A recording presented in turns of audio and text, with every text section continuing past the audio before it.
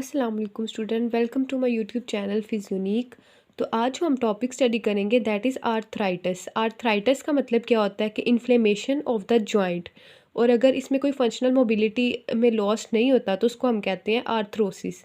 तो बेसिकली जो आर्थराइटिस की दो टाइप्स हैं, ओस्टियोआर्थराइटिस और रिमेटॉइड आर्थराइटिस, उसके डिफरेंस को हम देखेंगे। फर्स्ट ऑफ ऑल ओस्टियोआर्थराइटिस की डेफिनेशन को देखा जाए तो ये क्रोनिक डीजेनरेटिव डिजीज़ है जो कि आर्टिकुलर कार्टिलेज और साइनोवियल जॉइंट को अफेक्ट करती है। और रिमेटॉइड आर्थराइटिस को अगर देखा जाए तो ये autoimmune chronic inflammatory systemic disease है जो कि अफेक्ट करती है कनेक्टिव टिश्यू को और साइनोवियल लाइनिंग को। अब इसकी करेक्टरिस्टिक देखें अगर ओस्टियोआर्थराइटिस में, तो इसमें क्या होता है, कैप्सुलर लैक्सिटी, कैप्सूल जो है वो ओवर स्ट्रेच हो जाता है, हाइपर मोबिलिटी वहाँ पे हो जाती है जिसकी वजह से पेन होती है वहाँ पे, decreases in willingness to move, क्योंकि जहाँ पेन होती है वहाँ पे जो है वो इंसान जो है वो फिर मूव करना ही छोड़ देता है उस एरिया को, जिसकी वजह से वहाँ पे कॉन्ट्रैक्चर्स पा जाते हैं और फर्दर लिमिटेड मोशन होती है वहाँ पे। उसके बाद कार्टिलेज स्प्लिट करता है और थिन आउट होता है जिसकी वजह से क्रैपिटस की साउंड वहाँ पे मिलती है, क्रैपिटेशन होती है वहाँ पे और एक्सपोज हो जाता है वहाँ पे सबकॉन्ड्रल बोन। उसके बाद हरबेंडन नॉड्स जो कि डिस्टल इंटरफेरेंजियल जॉइंट में हमें देखने को मिलती हैं और बोचर्ड्स नॉड जो हमें प्रॉक्सिमल इंटरफेरेंजियल जॉइंट में देखने को मिलती हैं। करेक्टरिस्टिक ऑफ रिमेटॉइड आर्थराइटिस अगर हम लोग देखें तो इसमें क्या होता है कि टीनोसाइनोवाइटिस, इसको हमने पहले भी देखा था सॉफ्ट टिश्यू लेयर्स में, कि inflammation of the synovial membrane covering the tendon is called as tenosynovitis. तो सबसे पहले रिमेटॉइड आर्थराइटिस में साइनोवियल मेम्ब्रेन है वो इन्फ्लेमेशन होगी जिसकी वजह से ग्रैनुलेशन टिश्यू जो है वहाँ पे वो बन जाएगा, उसको हम कहते हैं पेनस। उसके बाद क्या होगा, इरोड करेगा ये आर्टिकुलर कार्टिलेज को और जॉइंट कैप्सूल को। आर्टिकुलर कार्टिलेज और जॉइंट कैप्सूल को जब अफेक्ट करेगा तो वहाँ पे एडिशंस बन सकते हैं और फाइब्रोसिस हो सकती है। ओसिफिक एनकाइलोसिस होती है, वहाँ पे कैंसिलस बोन एक्सपोज हो जाती है। इसमें हमने क्या देखा, सबकॉन्ट्रल बोन एक्सपोज होती है और इसमें कैंसिलस बोन जो है वो एक्सपोज हो जाएगी जिसकी वजह से वहाँ पे प्रोग्रेसिव मसल वीकनेस हो सकती है। रिमेटॉइड नोड्यूल्स देखने को मिल सकते हैं, यहाँ पे एट्रोफी होती है, फाइब्रोसिस होती है और इरिवर्सिबल जो है फंक्शन जो है वो लॉस्ट हो जाता है वहाँ पे। इसमें हमने हरबेंडन नॉड्स जो कि डिप में और बोचर्ड्स नॉड जो कि पिप जॉइंट्स में हमने देखे थे, इसमें क्या होता है, रिमेटॉइड नोड्यूल्स बन जाते हैं। अब इसके सिम्टम्स को हम लोग देखते हैं। सबसे पहले जो है हम लोग को ओस्टियोआर्थराइटिस में मॉर्निंग स्टिफनेस देखने को मिलती है जो कि 30 मिनट से कम होती है। पेन होती है विद वेट बेयरिंग एक्सरसाइजेज और क्रैपिटस की साउंड देखने को मिलती है। उसके बाद सिम्टम्स ऑफ रिमेटॉइड आर्थराइटिस देखें तो इसमें मॉर्निंग स्टिफनेस है वो प्रोलॉन्ग होती है फ्रॉम 30 मिनट, स्वेलिंग होती है जॉइंट में, पेन होती है with activity, feeling of sickness, fatigue, weight loss, और इसमें जो है वो ओक्यूलर, रिस्पायरेटरी, कार्डियक और हिमाटोलॉजिकल सिम्टम्स भी देखने को मिलते हैं। फर्दर अगर हम लोग देखें इसकी एग्जांपल्स के कौन कौन से जॉइंट्स इन्वॉल्व होते हैं ओस्टियोआर्थराइटिस में, तो ओस्टियोआर्थराइटिस में हमारे पास कार्पो मेटाकार्पल ऑफ थंब जो कि फर्स्ट डिजिट है, पिप जॉइंट, डिप जॉइंट जो हमने नोड्यूल्स देखे वो इनमें बनते हैं, मेटाटार्सोफिलेंजियल जॉइंट, उसके बाद हमारे पास हिप, नी, सर्विकल और लंबर स्पाइन जो है वो इन्वॉल्व होते हैं। उसके बाद अगर हम लोग देखें रिमेटॉइड आर्थराइटिस में जॉइंट कौन से इन्वॉल्व होते हैं, तो metacarpophalangeal joint, PIP joint, wrist, elbow, metatarsophalangeal of foot, ankle, shoulder और सर्वाइकल स्पाइन। अब हम लोग देखते हैं एज फैक्टर। एज जो है वो ओस्टियोआर्थराइटिस में आफ्टर 40 डेवलप करती है, बिकॉज ऑफ एजिंग भी ये हो जाता है कि डीजेनरेशन होना शुरू हो जाती है। बेसिकली नी में ओस्टियोआर्थराइटिस सबसे ज़्यादा देखने को मिलता है और ये स्लोली डेवलप होता है because of loading, mechanical loading या रिपीटिटिव स्ट्रेस की वजह से ये देखने को मिलता है। इसमें क्या हो रहा है, कार्टिलेज डिग्रेडेशन और ओस्टियोफाइट्स की फॉर्मेशन होती है। आप इसको याद रख सकते हो, ओस्टियो आर्थराइटिस और ओस्टियोफाइट फॉर्मेशन, रिमेटॉइड आर्थराइटिस और रिमेटॉइड नोड्यूल्स इसमें देखने को मिलते हैं। अब अगर हम लोग एज देखें रिमेटॉइड नोड्यूल्स रिमेटॉइड आर्थराइटिस में, तो इसमें 15 to 50 एज होती है और ये सडनली डेवलप करता है because it is an autoimmune disease जो कि आर्टिकुलर कार्टिलेज को डैमेज करना शुरू कर देता है। उसके बाद ये इन्फ्लेमेटरी साइनोवाइटिस है और इरिवर्सिबल कार्टिलेज डैमेज होता है इसमें। सो हमने देखा ओस्टियोआर्थराइटिस जो है वो एक डिजेनरेटिव डिजीज़ है जिसमें आर्टिकुलर कार्टिलेज और साइनोवियल जॉइंट अफेक्ट होता है। इसमें क्या हो जाता है, कैप्सुलर लैक्सिटी, हाइपर मोबिलिटी और मोशन जो है वो डिक्रीज़ कर जाते हैं और वहाँ पे कॉन्ट्रैक्चर्स फॉर्मेशन हो जाती है।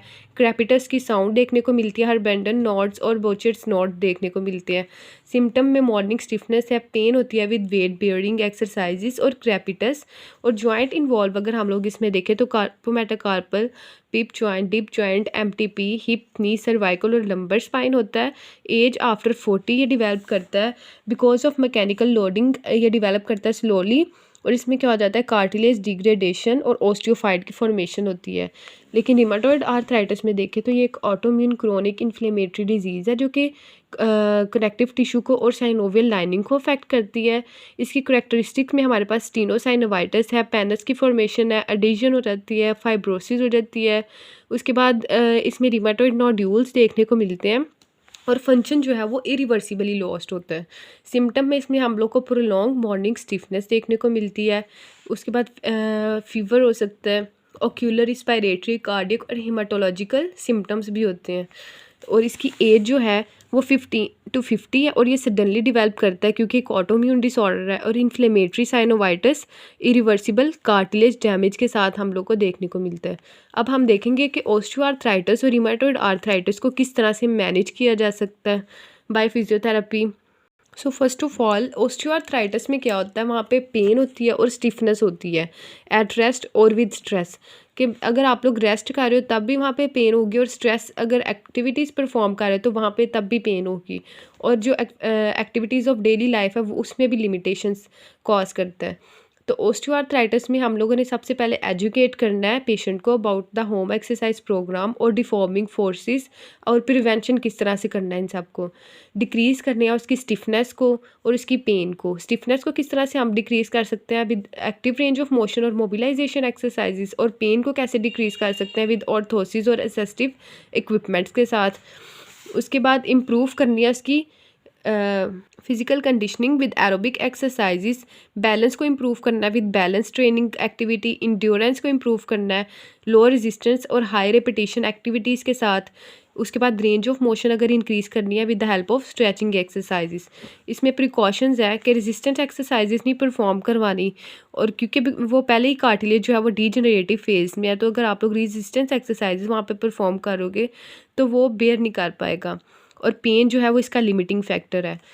उसके बाद अगर हम लोग देखें रिमेटॉइड आर्थराइटिस में तो यहाँ पे हम लोग को वार्मथ, टेंडरनेस, स्वेलिंग, पेन मिलती है, डिफॉर्मिटी और एनकाइलोसिस होती है, एट्रोफी होती है उस रीजन में। जॉइंट जो है वो स्टिफ हो जाता है और रिस्ट्रिक्ट करता है एक्टिविटीज़ ऑफ डेली लाइफ को। तो इसमें इंटरवेंशंस जो हम देखते हैं वो है सबसे पहले एजुकेट करना है पेशेंट को about the home exercise programme RICE, जिसमें हमारे पास आ जाता है rest, ice, compression and elevation. और उसके स्ट्रेस जो है वो उसको डिक्रीज़ करना है जो कि उस बोन पे है।